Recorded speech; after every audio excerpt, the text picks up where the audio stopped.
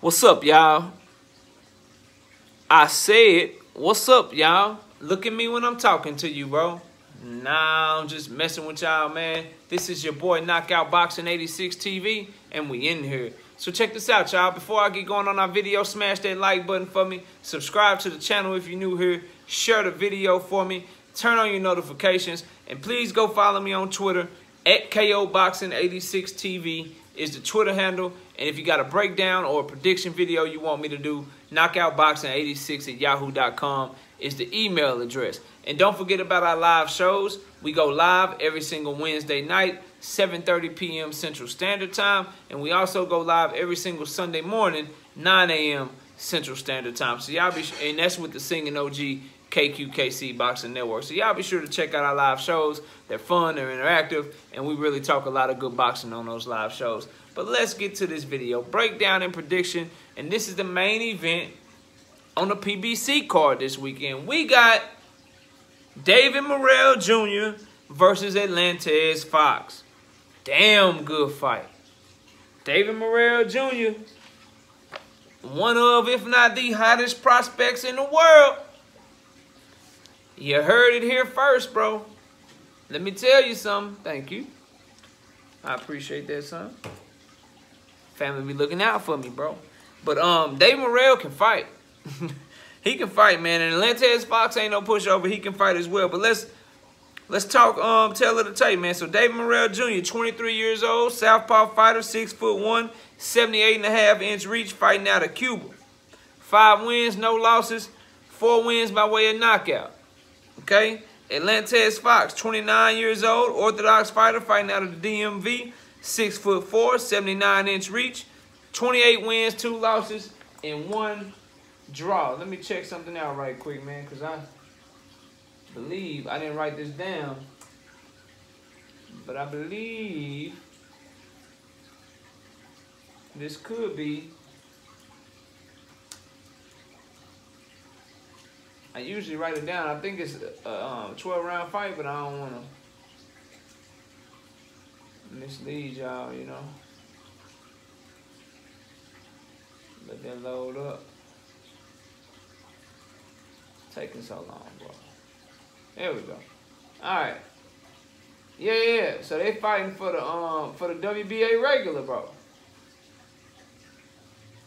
They fighting for the WBA regular at 168 pounds. Morrell done already won him a title 4 fights in. That should tell you how good he is, bro. So this is going to be a 12-round fight. Dave Morrell putting his WBA regular title on the line, bro. Listen, fighting styles. They both long as shit. Alantez Fox is long, rangy, got a nice jab, puts his combinations together pretty well. His technique on his combinations, though, he can smother his work a little bit, so his shit come across as like a pity pat sometimes when he throwing his hooks, because they throw like this because he's throwing more for speed and to get his shit off. But he got a nice jab, and he can really move for a tall, long, rangy, super middleweight. He can move in there and really does some things nice in the ring.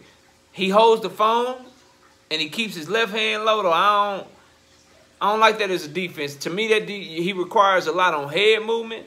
And if you're dealing with a guy with good skills, good timing, and fast hands, that shit can get you caught. So I worry about Alantez Fox in this fight with his defense, simply because of his defense is open for a straight left hand, bro.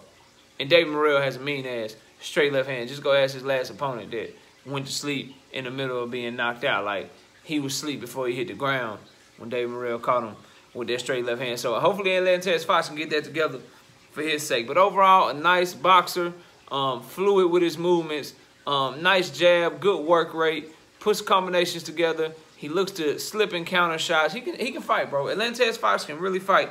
David Morrell Jr., listen, man, he highly skilled, bro. And he got power in both his hands, fast hand speed, good footwork, you know, high amateur pedigree.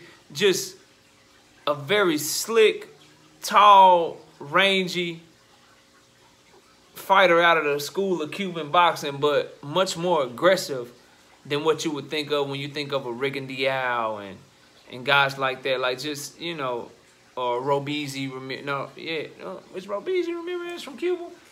Bro, stuff be going on in my head, and I gotta make sure that I don't be tripping. I believe he is, but if he ain't, I apologize. You know. But that's what we gotta do. We gotta do our shit on the fly, cause we give y'all the work off the dome, bro. Yeah, I wasn't tripping.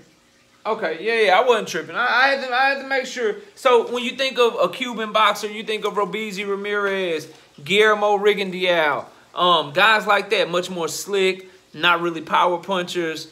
But David Morrell Jr., he got that slickness to his game, but he much more savage, got much more dog to it. You know, that same type of timing, that same understanding of distance, but that left hand firing off on your ass. Them combinations flowing, and he looking to knock fire from your ass, bro. So, very intriguing prospect, man. Very intriguing prospect.